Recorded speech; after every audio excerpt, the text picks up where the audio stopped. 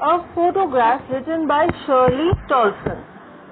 अब ये पोएम बहुत ही इंटरेस्टिंग है, शॉर्ट सी पोएम है पर काफी डेप्थ में मीनिंग है इसका। ये फोटोग्राफ किसकी है?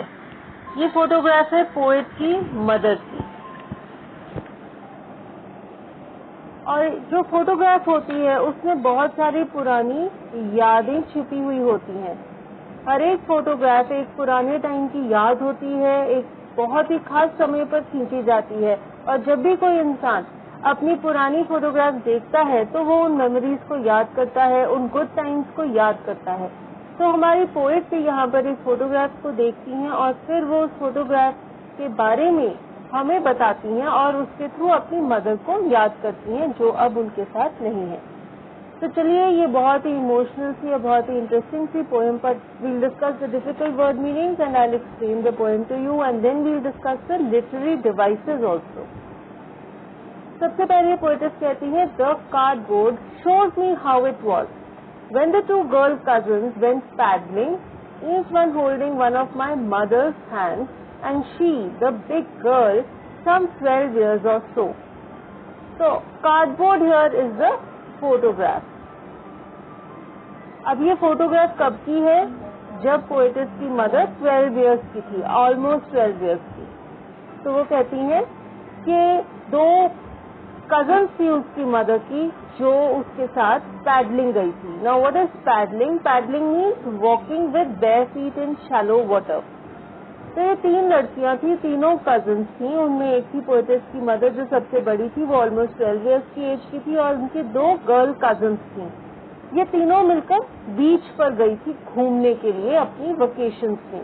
और वहाँ पे ये क्या कर रही थी? समुन्द्र के किनारे घूम रही थी और सैर कर रही थी। और जब समुन्द्र का पानी उनके पैरों से छूता था तो वो क्या करती थी? पैडलिंग करती थी, उसमें चलती थी।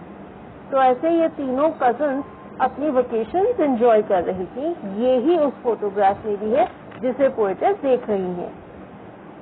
आगे वो कहती हैं, all three stood still to smile through their hair at the uncle with the camera. A sweet face, my mother's, that was before I was born. And the sea, which appears to have changed less, washed their terribly transient feet. Now, transient means something which lasts only for a short time, which is impermanent.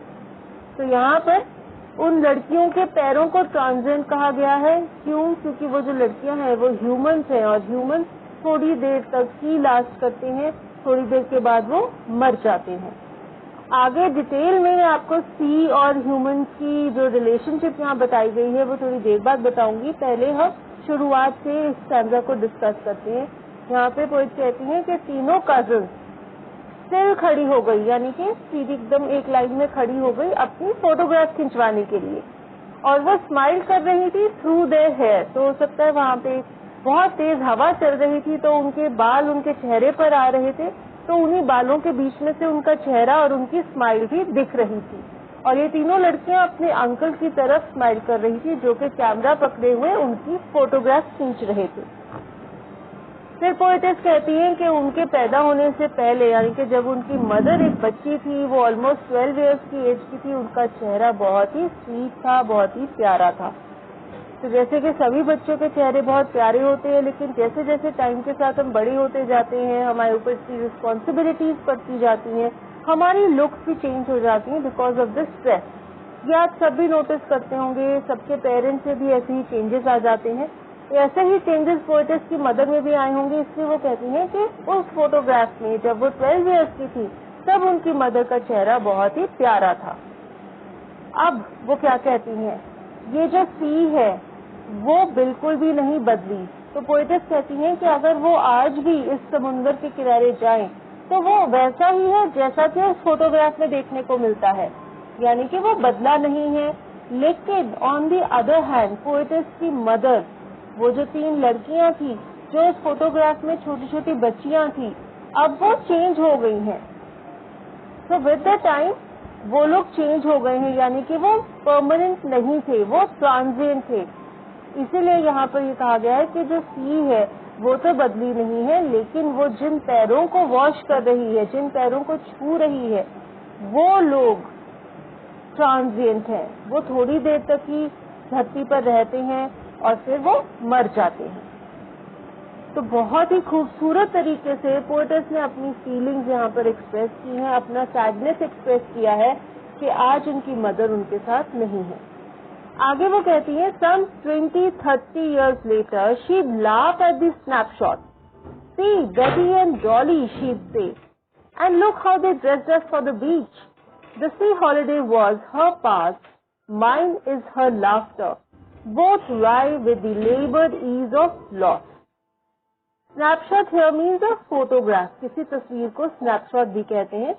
And rye means disappointed. Disappoint हो जाना यानी कि आपने कोई चीज जैसी सोची थी वैसी नहीं होती तो आप डिसअपॉइंट हो जाते हैं।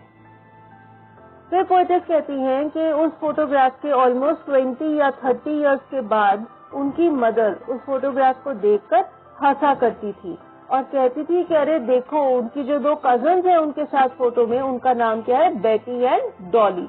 तो कहती थी अरे देखो, बेटी और डॉली कैसे तैयार हुए हैं और कैसे हमारे पेरेंट्स हमें इतने सुंदर तरीके से तैयार कर बीच पर ले जाया करते थे वेकेशंस के लिए। तो पोएटेस की मदर इस फोटोग्राफ को देखकर, अपनी पुरानी यादें देखकर हंसा करती थी।